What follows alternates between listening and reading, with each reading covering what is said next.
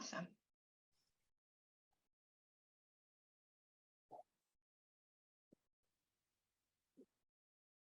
For the agenda today, we have broken the discussion into a few parts here. Introducing our chapters, Seattle as well as Lisbon. We'll jump into topic-specific questions around diversity, equity, inclusion, and personal experiences on our career paths navigating the tech space. We will also have a section for a Q&A session for everyone here. Yes. So thank you so much for this lovely presentation or introduction to the presentation.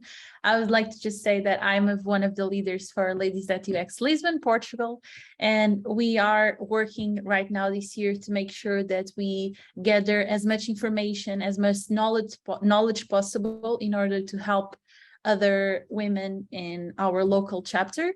One of the things that we are doing is a mentorship program that we have closed now the doors because we are full, which is great. We are able to help a lot of people. Another thing that we are starting tomorrow, opening the doors tomorrow, but for everyone else, but everyone that is here, we will just leave it in the comment section. It's a job market research in Portugal in partnership or collaboration with the Ladies at UX from Porto to make sure that we can range everyone and make sure to help even people that want to come to live in Portugal to know how the UX UI design environment is here. So I will leave at the end of the conversation the link there, and I will send an email with the link for everyone that wants to join in the forum. If you have any other questions, just message me or email me, and I will also leave the LinkedIn after our conversation. So thank you. Yes. Oops. And so introducing our Seattle chapter here. We are a community who reached a wonderful milestone of 4,000 members to kick off Women's History Month. That was a great milestone for us. We're just announcing some of our upcoming in-person events for our local people. We do have a guided tour of Microsoft Inclusive Tech Lab on Microsoft campus next week. We also have a professional networking event hosted by the local university here. And so we'll have industry professionals. We also will have recruiters as well as meeting and connecting with HCDE students there. So a great, wonderful event for the community to get connected. So feel free to attend if you are local. We'll be looking forward to having you. And also we encourage everyone to join our Meetup page to get announcements of upcoming events. We do have a lot of virtual ones, so our international people here, feel free to drop in anytime. We'd love to have you. Wonderful. So oh, please.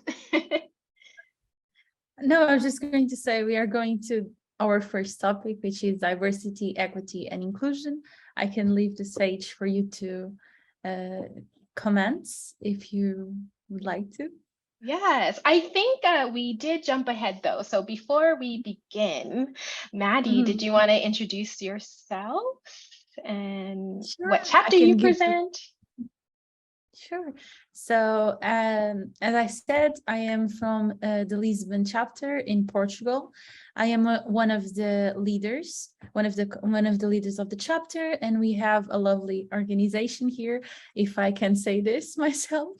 And regarding to me, I am a product designer for a French startup where we use artificial intelligence and SaaS to learn the customer reviews online and give the best AI recommendations and human recommendations really quickly and analysis-wise really quickly as well, because everything is automatic. And basically, this is what I do in the day-to-day lives. I have seen something personal. I have 2 amazing yellow cats, which I really like. Yeah, they're really nice. I think they are really nice. So yeah, but yes, and this is a little bit about me. I am really excited to also to share my own experience with this with all of these topics, and also if also at the end, if we have more time, of course, we'll make sure to listen also to your perspectives, because something important is to listen to others' perspectives, because everyone has a different way of living. So I'm really enthusiastic to see how this event goes. Wonderful. I will go next. Hello, everyone. My name's Chanae Evans. I am the chapter co-lead for Ladies at UX Seattle. I do want to call out a lot of our planning committee members who are attending here from the Seattle chapter. They have been amazing to make our community what it is today. So shout out to, I see Kathy, I see Lillian. I may have been missing more people. I do have a tiny screen, so I do apologize if I have missed other planning committee members here, but part of an amazing community making great things happen in Seattle. My professional background, I am a senior UX designer, spearheading the user experience for a data management product. And I've been in the industry for 6 years now, previously pivoted from a life of import-export consulting. So very excited to dive into that. And just to give everyone a little bit of background of how this idea started. So this being Women's History Month, we wanted to collaborate with and celebrate the Ladies at UX community globally to get other chapters involved. So hopefully in the future, as this picks up, we'd love to have other chapters involved, but thankfully Maddie, rose to the occasion and was very excited to collaborate with us. So I'm very excited for this event. Yes, for sure. Awesome. It's always amazing I think if it's just the thing to start. Once it starts, it just starts. Everyone wants to join because everyone wants to see this as a reality, It's just sometimes it's harder to start, but yeah. So we'll see how the future. I'm looking forward to when this grows. Yes. Great. So we will pivot to our first topic, which is diversity, equity, and inclusion. And to give everyone a little background on what DEI is, I just took this definition from the internet, but so everyone kind of has a starting off point is DEI initiatives promote the fair treatment and full participation of all people, especially in the workplace, including populations who have historically been underrepresented or subject to discrimination because of their background, identity, and disability. So Maddie, I would love to get your insights and your words. Why is it important to celebrate diversity, equity, and inclusion in the workplace? So I think the first thing that we should talk about is the realization that everyone has a different understanding of what diversity, equity, and inclusion is by the end of the day. But one thing that we should at least all agree is this is something that everyone can feel comfortable with being in a certain location. In this case, since we are talking about a workplace, it should be somewhere that we can all don't feel restrained or some kind of negative approach because of something that we just cannot control, because it's who we are, and who we are is always evolving, always growing, but it is who we are, and we should all just try our best to communicate and listen to one another in a way that can help the environment to be better. I think it's more related to how we can communicate with each other and understand each other in a way that reflects, the word is missing, reflects not understanding, but reflects respect. Yeah, that's the word. The respect. That's what I was looking for. Yeah. How about you? What would you say that it's important? Why it is important to celebrate it? Yes, I firmly believe because it ultimately celebrates inclusivity, and um, in America, it's very diverse in culture, in upbringings, and thought. So it's really important to have those inclusive to have those inclusive environments in and outside of the workplace. And so when we accommodate for inclusivity, it benefits everyone, right? From a business perspective and product, you can better represent and understand your users. You can create bigger impact of your products. It impacts, from a business perspective, like more sales in your bottom line. And I don't want to quantify, inclusivity to numbers, but it definitely talks to the benefits from a business perspective. But if you're looking at it from an internal organization, like it also allows people to be their full selves at work, in environments where many may not feel comfortable being themselves at work. And so this brings new and refreshing ideas and new ways to solve problems to better collaborate in these environments as well. So that's why I think it's very important to celebrate D&I initiatives in the workplace. Yeah, I couldn't agree more, especially because it is something that it's finally, at least from my understanding and my perspective here in Portugal, it is something that we are starting to discuss more and more, something that I haven't seen in prior years. I don't think it was a conversation starter, so to say. I think is becoming larger, maybe because I don't know, from my perspective, like we also discussed prior in our conversation, that there's always the different people have different ways of seeing the world and different environments. And most of us, unfortunately, are in bubbles, and we don't see without putting a step forward, If we don't put a step forward, we probably wouldn't see what is lacking, So it's good that the conversation is starting. Yes, I 100% agree. And it's like you said, you wouldn't know unless you are exposed to it or understand other people's perspectives there. So it's really important, especially in these changing environments, changing worlds. It's just beneficial to be inclusive. So our next question here. What do you understand about diversity, and what is your opinion of having a more diverse work environment? I think diversity is having a place or an environment where there isn't just one, it's not linear. There is not only one type of not people, but way of living in terms of aspect of timelines or your life experiences. If your life experiences are similar with all of the people in the same work environment, there is something lacking. There is something that needs to be different. I see diversity as the ability or even the situations where there's people with different opinions because of their different perspective and life experiences. That's what I see as diversity.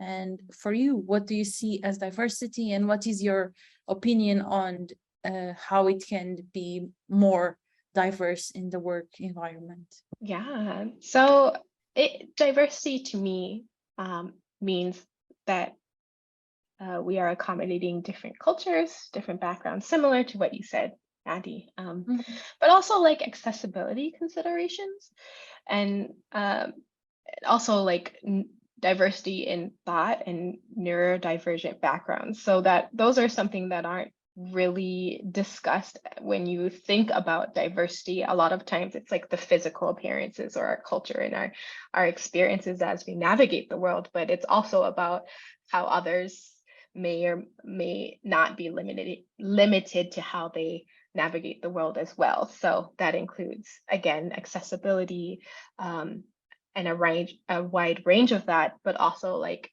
neurodivergent thought, and how do they navigate a world that's not necessarily structured for them. So it's very important to be accommodating and meet people where they're at. and not expect, you know, everyone to perform across the board at like a certain limit, because everyone has their own strengths to and plays to their own strengths as far as, you know, uh, supporting a company or work environment.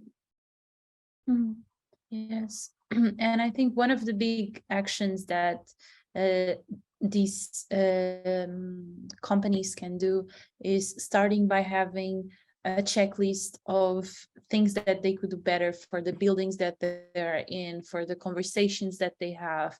This is something that, yes, it might take a few hours to do it, but it is something that you can do it today, that you cannot say like, oh yeah, it's a lot of work, I don't know if this will be good or not, I don't know if this will have any type of conclusion. No, this is something that you can do today that actually is actionable, and it's not something that you can say that you cannot do it, you know? You cannot do it if you don't want to do it. I think it's a good way to start, to understand what actually you need to do better in order to accommodate and to have everyone happy on these situations. And I think that we could also focus also on the part of the women, you know, the women in talk, since we are ladies that UX environment where we as ladies talk about these situations and how this environment makes us feel. I think that a good aspect for us to talk about is the empowerment in women in tech, and how are inclusion and diversity the most important aspects to actually empower women in tech. Yes, that is a great point you raise, and segues nicely to our next question here is how, you know, these initiatives are inclusion and diversity the most important aspects to empower women in tech. Mm-hmm. Yeah, I think that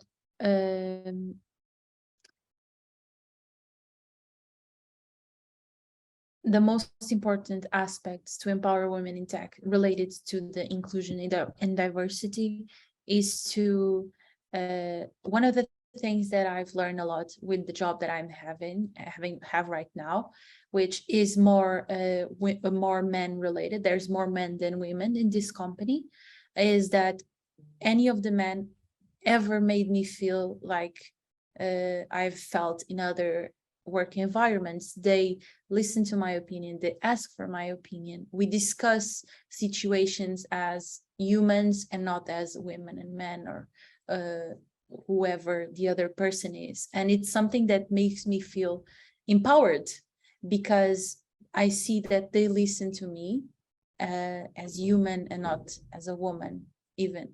So I think this is a great example of how powerful it can be to other workers, other co-workers, to open the conversation and treat us as humans and not as lack of. But yeah, I would love to hear also an example from your side for us to have a perspective on it.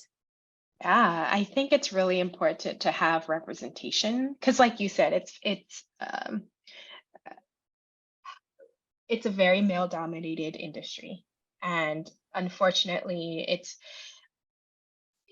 when you look at leadership higher in managerial roles or and above, even to C-suite level roles, the representation of women is less and less.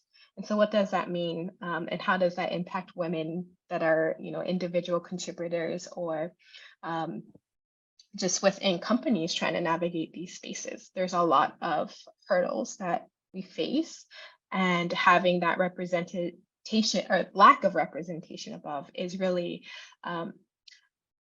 well, let me rephrase that. Having that representation in those leadership positions empower women in tech, because they're leading by example. They're saying that yes, although there are these hurdles in the workplace, that they're breaking barriers and paving the way for other people to occupy these spaces there. So that's why it's really important.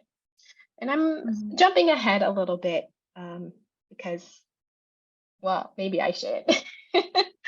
I know we have a spicy question here next about, you know, do you think women in tech need to act like men to be successful? And I don't, uh, to be blunt, like, no. I think it's a very common misconception that many women need to feel like they need to be a certain way because we are so underrepresented in those managerial and leadership positions. And so because of that underrepresentation, we oftentimes people feel the need to fit in with existing dynamics, um, and view traits traditionally associated with women as lesser. But I think we need to start viewing them as strengths, and in order to have a seat at the table, because as UX designers, just putting the lens on the industry and the community that we're in, it's really important to create experience using empathy. And these are, viewed as feminine traits in the workplace. And I use that term loosely because, again, uh, when you talk about having to act a certain way, empathy is usually not one of those words that are being thrown around, right? But it's very key to be successful as a designer in this space. So I don't feel that women need to kind of fit this existing mold of, trying to act like men. But a lot of times when you're alone, it feels that way because of that lack of representation. So I'm kind of tying those two questions together, but I'd love to hear your comments on that as well. Sure.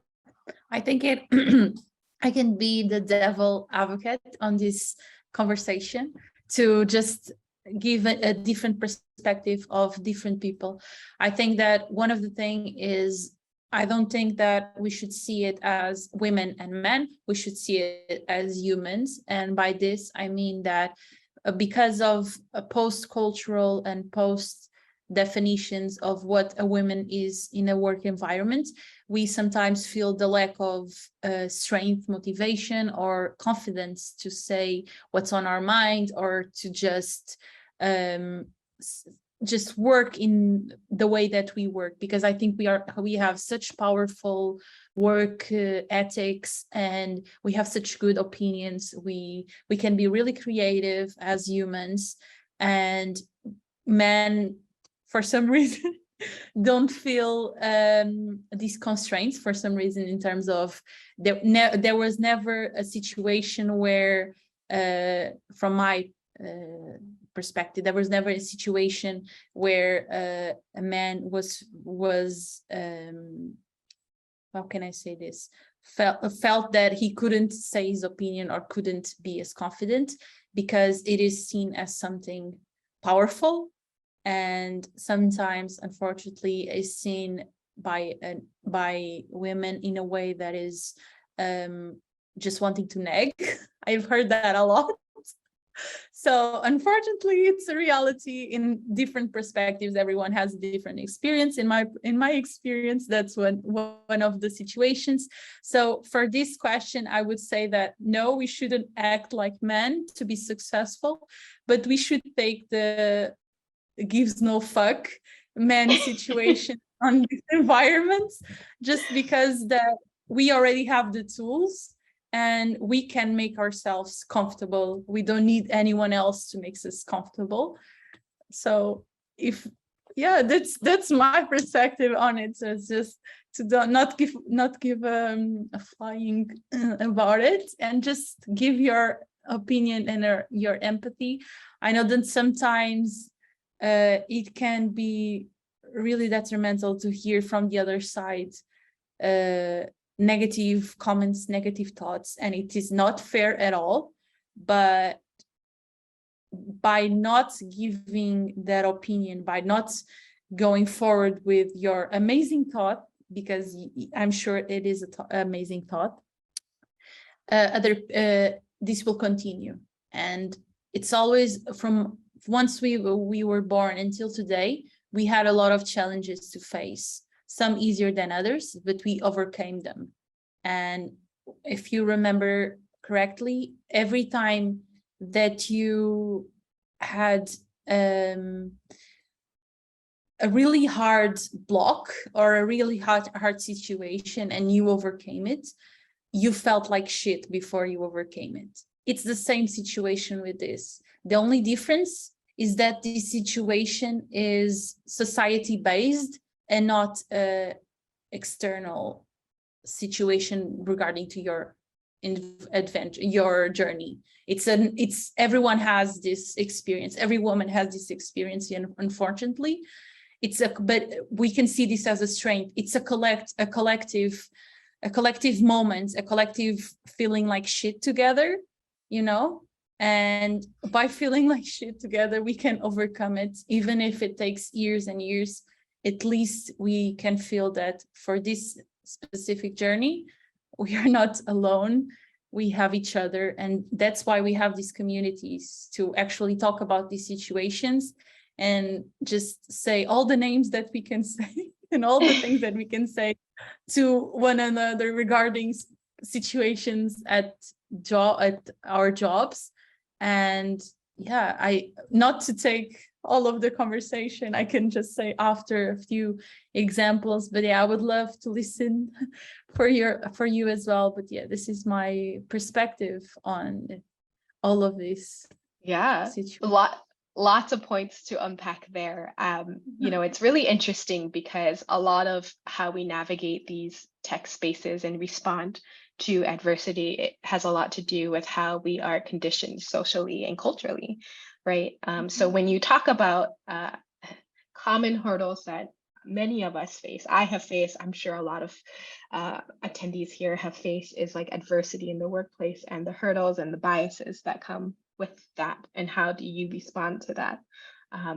It feels isolating because there's not a lot of representation in this space, but when you kind of take a step back and look at your community, and again, I'm jumping ahead, you can find that there's a lot of common themes here, as you know, you ask other women in the tech space what their thoughts are. I'm curious to know, and this is not you know, a direct question at you, but you know, as more conversations are coming about as far as, you know, gender and roles, I'm wondering how that is changing in the workplace as, you know, these conversations are rising, and these assumptions of how, you know, how women should conduct themselves in the workplace and how men should be in the workplace and how that is changing. But I also want to say, and again, we're jumping ahead when you comment about not giving a flying F on how, you know, people respond to being assertive, right? Again, I can only talk to my personal experiences, but I cannot count. I lost count as how many times I have been called like a bitch or like assertive or aggressive, all these negative things, when really at the end of the day, I'm just trying to do my job, and I'm just being very matter of fact of opinions, or, you know, of how projects are going, right? And it's kind of a double standard when, you know, men in that similar situation is being viewed as just doing their job. And so there's kind of a stigma there, and we can unpack that further as we get, you know, further down the other topics, but just keep that in mind as far as, like, you know, the common hurdles women face in these tech spaces, because we're so underrepresented, and there's a lot of stigmas around that. Yeah, I think that one of the best things that I've been learning a lot is that, and listen, I cried a lot, and I cry a lot of times. Just FYI, I like shake and things like this, anxiety before a meeting, a lot of that. Unfortunately, it's a reality that I live in. But the thing is, after I do what I set my mind to, and this is from experience, it took me a lot of years to be able to do this. Even today, I feel like this, but at least I do. On the meetings, I feel so liberated after a meeting. I cannot tell you, or after I deliver my job. Right now, I'm doing something really important for our company, and it's a big responsibility for me. Let's just say that Monday and Tuesday, before I actually started to do something that it was good enough to present, I was so nervous. I called right away one of my friends from Ladies at UX, actually. She was prior my friend, but she's also at Ladies at UX. But I talked with her and I was like, please help me. I have no idea how to do this. And please help me. I need your help. And of course, she was amazing. She explained to me, okay, I think this is what you need to do. This is how I do, etc., etc., without, of course, saying anything related to the company, just structurally wise. And I have to say that this is the point that helps a lot, talking with your allies, with your friends, with people that know what you go in these situations. And she helped me, and I was able to present the structure reviewed and everything to my boss, and he said it was great. It was better than he was expecting. So as you can see, I was almost dying inside, and I asked for help, and at the end of the day, I did a good job. And I think that if we continue to have this type of ways of doing our job, if we don't know how to do something, talk with someone that can help you. And yeah, this is just an example of it, but there's a lot of examples, as I'm sure you also have a lot of examples. Yeah, Solidarity is definitely important, and I do want to remind everyone that, like, yes, it is painful when you're going through these moments of adversity, but I don't want to dismiss it and say, you're not alone, or rather that this is very common. It is unfortunate and disappointing that in the year 2023, things like this is still happening, but I just want to remind everyone that you're not alone, and there's a community here that is more than happy to give you advice or support you through whatever you're going through in these spaces. So I do want to do a time check. I'm going to skip to the next topic because we are a little bit behind on time. But we're going to move on to career decisions here. So Maddie, what experiences influenced your decision to pursue a career in tech? So, okay, there's a lot of different ways, so I'll just focus to make sure that we don't pass through the time. So I'll just say that the first thing that actually really motivated me to do this is the ability to be in the moment where things are building in order to help us grow as humans and have less stress.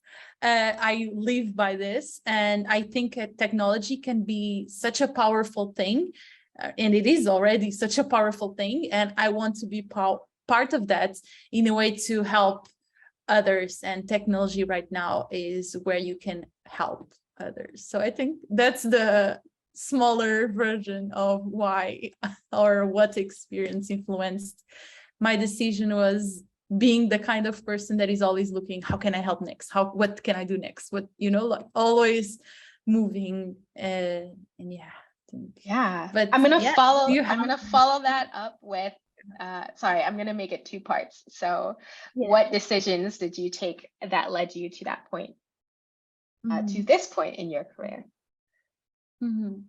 So I am a brutal, honest person. So be ready, as I think you already kind of noticed that I'm a really honest, really open book. So I was, prior to this, I worked in marketing and a bit of design for like 6 years. And although it was something that I thought I would enjoy a lot, it was something that was it was really detrimental to my mental health. And I came to that realization, and there was a specific moment where I was doing my master's in marketing intelligence, so information management with specialization in marketing intelligence, where I just sit down and said, I am not happy with this path that I'm taking. This is definitely not for me. I need something that is creative, because I am a creative person. But when I stopped just thinking of, okay, you should do this. So that person said, this is a great path for you, etc., etc. This is what I think it will be good for you, etc. Because I was always living until that point to what others thought it was best for me. So what I did was I stopped. I wrote on a notebook everything of my personality that I could remember. I wrote everything that made me happy. I wrote everything that could help me to become the professional that I wanted to become, because I have a lot of dreams. I have a lot of goals. I just wasn't focusing directly on what type of profession I was taking. And when I wrote all of those things, I talked with my father about it, about this situation. He said that he talked to me about UX UI design because he works for tech. He works in technology, and he was like, this is your face. And I was like, no, this is not my face, just because at that moment I was mad at everyone. But I did my own research on the topic, and I got an opportunity to do a boot camp on this. And I just went all in. I said to myself, it's this or it's this. And thank God it went great, because I couldn't live without what I'm doing right now. I really enjoy, and all of the people that I've met so far, even the ones that I didn't really enjoy meeting, the ones that I did was so much bigger, so much stronger, that it just makes worthwhile. Because for at the end of the day, for me, I'm a people, and I need to, I'm not going to continue a lot on this path, because if not, I won't shut up. But yeah, if anyone ever wants to have a conversation about this, I'm more than happy to have a conversation. But right now, I think I'll just stop. But yeah, how about you? You're fine. You're so funny. Yeah, I got what experience influenced me about tech, or to pursue a career in tech. I think tech is constantly changing, and with tech, there's never a time where you fully know everything. And so I got my first exposure to tech supporting a VR startup, and that really impacted how powerful UX is in creating experiences, because VR is so immersive, right? So when UX is good, like, experiences are seamless, intuitive, easy to use, an overall positive experience. But when UX is bad, like, people who don't even understand design, like, notice, right? And so that really resonated with me, of the power and impact UX has. But I also like that it's a good cross between, creative spaces, but also technical, right? UX is rooted in a lot of cognitive science, so it's a good cross between that creative and technical space. Things that led me up to this career. I was previously, like I mentioned, I was in a career of import-export consulting, which was really planned and very by the books. And I ultimately wanted to be creative. So I, pivoted back to school. I was very privileged to be in a position where I could go back to school and pick up a design degree. Everyone was like, why are you leaving your career to go back and do art? Like, everyone was just not understanding that.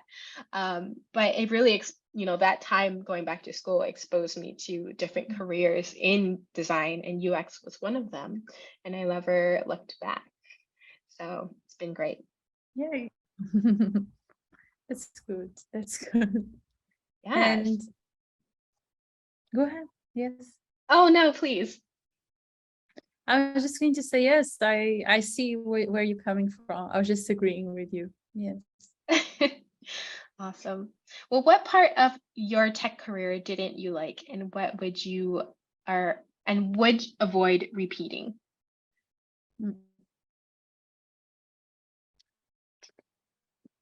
I don't know. I honestly, as cheesy as it sounds, in terms of like the tech career right now, since I had my experience in marketing, and not in the technology industry and anything like this. I didn't touch technology in terms of what I'm touching right now. Weird way to say it, but yeah. I think that in terms of my errors and everything, I learned a lot with the path that I was having in marketing. And before I started my path in UX UI design, or design itself in this perspective, I wrote a plan of who I wanted to become in X years.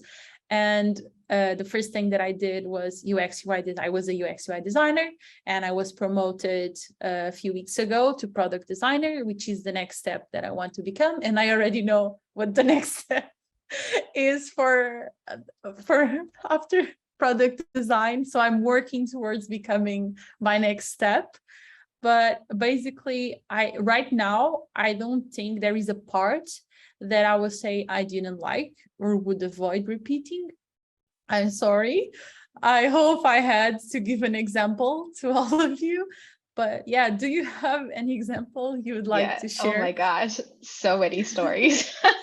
Okay, good. Yeah. So in my early stages of my career, I faced a lot of racism, a lot of sexism, a lot of biases there and microaggressions. I'm not sure how it is in Portugal, but in the States, like cultural differences is a hot topic, but a common one in and outside of the workplace, right? So it was really hard for me to bring my authentic self to work because there's a lot of stereotypes that would come into play if I, acted a certain way. So for example, I am mixed, I am Japanese, I'm also Black, but when I'm in times where I'm assertive, it's like, oh, I'm playing into the angry Black woman trope.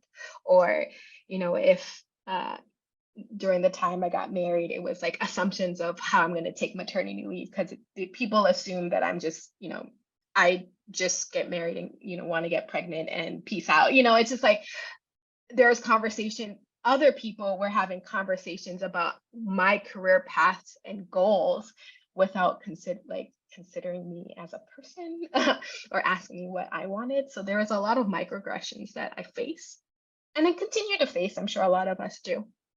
But in that moment, it was really difficult for me to not only digest those conversations, but like how do I navigate this space without feeling self-conscious about being authentic at work?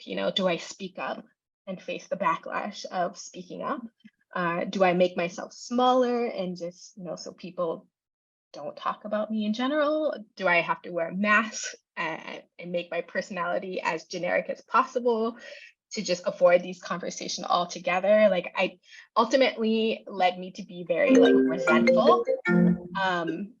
So I would definitely tell my younger self to not give a flying F, because at the end of the day, it is just you need to, at the end of the day, you need to put you first, right? And communicate your needs and get your value at the workplace. So I spent a lot of time worrying about what other people, how they viewed me, and not about my growth and how, the value that I brought to the table. So definitely would avoid that if I could be young again. I think the first thing I have to say, thank you for sharing this. I think it's so important that you felt comfortable to say this and to talk with all of us about this. It is not something that all of us for sure experienced it. So it's great that I can hear from your perspective and learn from your perspective and be aware of your perspective. And I appreciate you a lot for saying this, because I'm sure it's not easy. I'm sure that it was never easy, and I'm sure that unfortunately there's going to be other times that it's not easy, but I'm glad that you have this space, this community to share this and to make you stronger. And it makes me really happy to hear that right now you don't give a flying fuck. It's great. It can really help other women that still feel the way that you felt, and maybe it will help them to feel less. I don't know, but I hopefully that it does. But it's a great conversation starter, and yeah, I just wanted to say this about. Yeah, it is a work in progress here. So I know we want to allot time for a Q&A session, but Maddie, did you want to choose the last question to ask before we turn it over to a Q&A, or I Sure. can also pick. I think just one last, based on what Michelle said, one of our questions, I think it's good to answer. Basically, we kind of already had it prepared, which is, what do you believe women need to hear and understand in order to seek a career in technology, even from different environments? I think this is a really great question. Would you like Yeah, me, or would you like to start? you can go first. Okay, sure. So I think the first thing is that, especially my experience is I am from Mozambique. I came to Portugal. I'm living in Portugal, and I'm working for a French company, and I've worked for other companies in other environments. And I think that the first thing that I could give as an opinion or share, or I think that you should listen, is that every culture is different, every way of thought is different, everything is different from what you are used to. And the first thing that really helped me to have a solid communication based with the other people from other cultures was to sit down one-on-one with everyone, or with the people that I was going to work with, and listen to them and learn from what they are expecting from my side and what I am expecting from them, their side, and have an open communication with them. I think that's the first thing. And as someone that is new to this cultural, it will for sure, or maybe not, but most of the times is shock, is to listen more than talking. So listen to what they are saying, listen to how they are saying things, do your user experience to the test, but in a way that can help you and can help them to have the best job. I think this is the first thing I would say. How about you? Yeah, I really great points. And I do want to echo your statement of like having transparency and communication is really key to be successful, and as well as setting those expectations. Because, at the end of the day, like we can't read minds, but it's really important for people to be upfront about, their wants and needs. For me, I think it's you can definitely be successful in tech. Like, please don't be discouraged even when there's a lack of representation, or in times where you feel like you're the only one experiencing adversity, or just not even adversity, just being in this space and nothing going, just collaborating with coworkers that may or may not identify with your experiences. That can be very isolating, but I don't want you to be discouraged, right? There's a saying, I'm not sure if it's the same in Europe, but there are a lot of women in leadership that have flat heads. And what does that mean, right? Flat heads meaning they have broken through many glass ceilings and have done so for us to be successful in that place. So definitely I would say, like, seek out mentorship, seek out community, and have those conversations, because you're not alone. um, uh, in there's a lot of people that are willing to help you obtain your goals and aspirations, wherever it may be, in tech or even not in tech, in life in general. So yeah. Yes. Yeah, Awesome. 100%. Yes, yeah. So, yes. So I know we are a little bit over, not over on time, but I do want to hand some time over to our audience to give them a chance to ask some questions. Yes, I think it's a good idea. let us know if you have any questions that can be related to any of the topics that we talked, or any topic that you have to ask us, I guess. Yeah.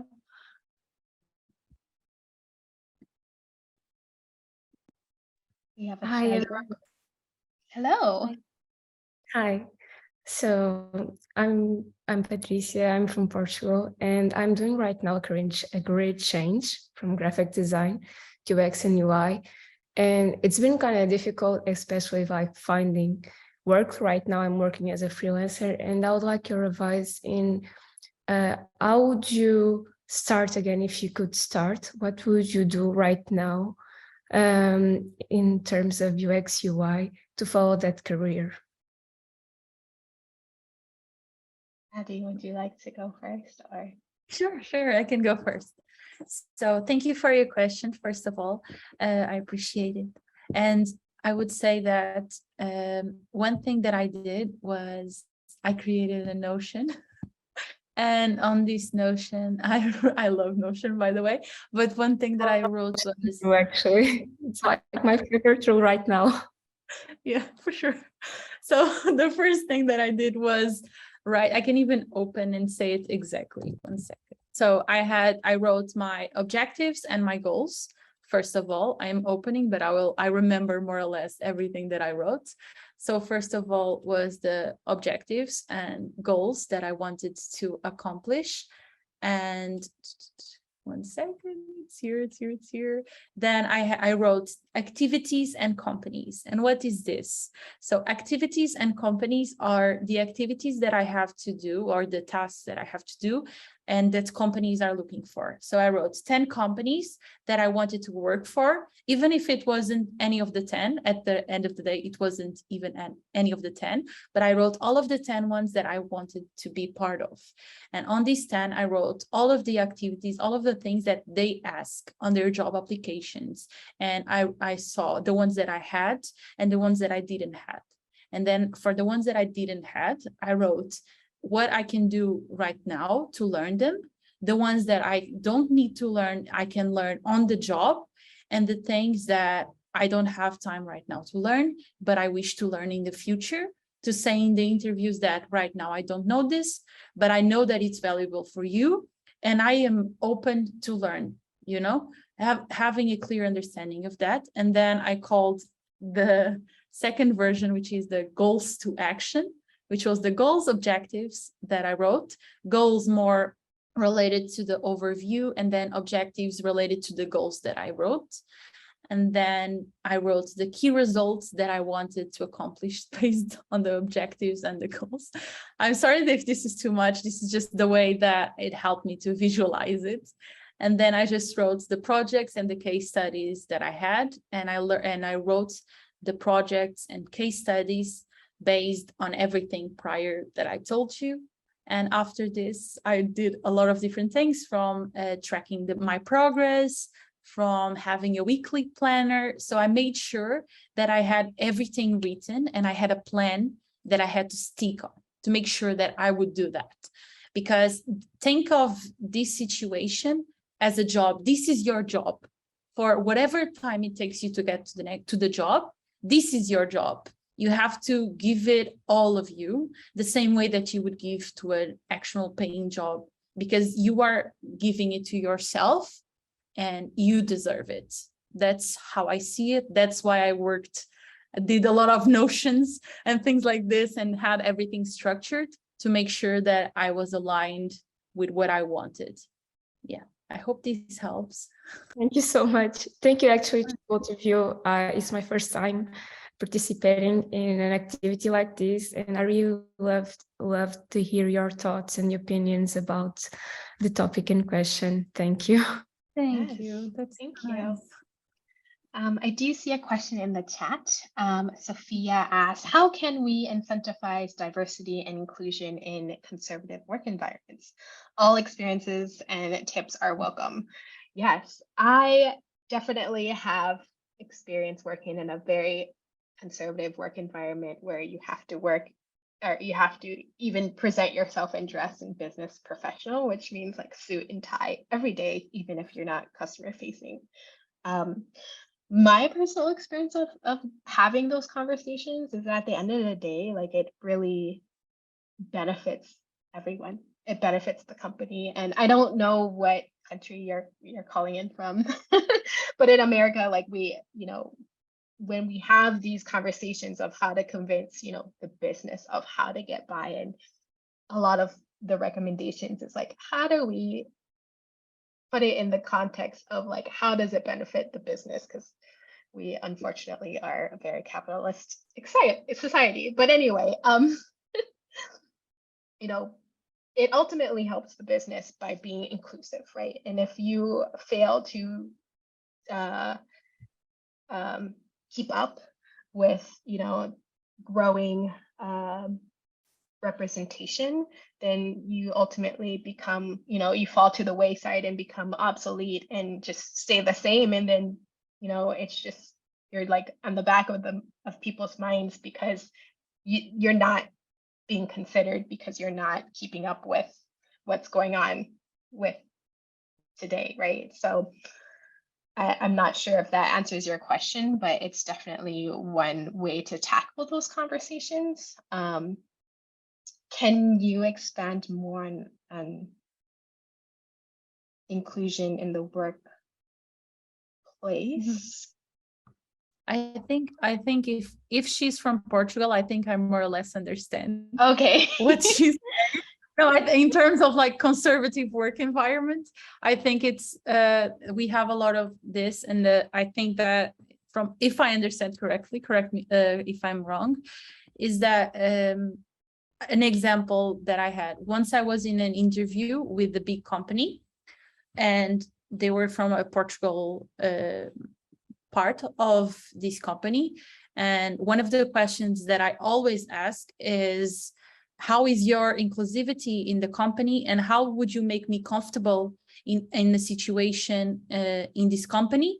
Or how am I as a woman going to feel as human and not as something less in this situation? So I always ask this question in a more nice way, let's say it like this, but I always ask this question because I want to know if I'm going to feel comfortable. And the sad thing, her response, it was a her, and she was sad as well, I think, from her response, was that unfortunately right now we cannot say that we have an environment that is 100% inclusive, that, or even sometimes 50%, unfortunately. And that although we are working towards to becoming a more inclusive and diverse business or work, we are not there yet. And I was like, okay, thank you. So I think I'm not okay for your work environment because I just don't want to feel like that. But yeah, at the end of the day, at least by asking these questions on interviews, number one, you feel comfortable knowing that if it is true or not, that company will make you comfortable. Number two, you will start a conversation with these businesses and they will know that you want this. They won't have it, okay, she will just come to the company and just be okay with it, I think by having these questions, by giving your opinion, you're making yourself notice, you're making them see that it is important for you. And another thing is, if you are already on this company, working on this company, I would say that start to see the people on the company, start to see what they do and see what type of people relate more to your values and to what you do. Because unfortunately, there will always be, or I won't say always, but most of the times there will be conservative companies and with a lot of rules, things that you cannot do, etc., etc. But by being with people that relate to your values, you will feel more comfortable, first of all, and having this type of conversations with those people, this will start to grow, because one people, the comfortness will start to be bigger because more people will join, and you will also be better in that company, because sometimes we cannot just leave the company that we are in, unfortunately. So just finding our own people. I would say. That's a really good point, and I'm glad that you added your perspective because it makes that question makes a lot more sense now. But it definitely ties back to like questions around culture and initiatives and being an ally and advocating for more inclusive conversations. So I'm really glad to get your insight as well. Of course. Awesome. Thank you for your answers. I think, yeah, you both gave me good perspective on it.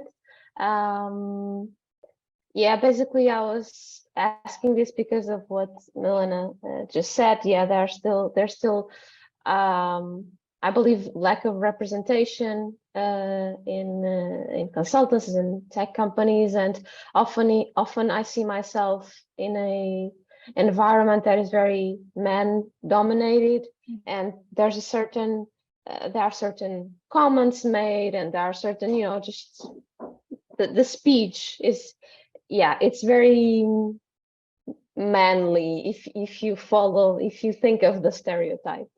And yeah, in my opinion, it's up for the business to also try to bring that diversity and give other opportunities and so on. So that's where I was trying to get some input. Thank you. Thank you. Awesome. Yeah. I think I need water. I've been talking for an hour, excuse me. You're fine. Thank you everyone for allowing us to go over time. But feel free. Oh wait, this is the Q&A slide. I apologize.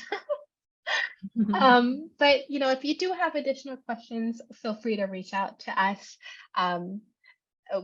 Join our meetup page, Ladies at UX Seattle. I'm sure Maddie would be more than happy to answer your questions as well. The community is here for you. So if you're ever, you know, going through these moments of, you know, hardship or have these kinds of questions or even career questions, we're more than happy to assist you with that. Maddie, do you have any closing remarks?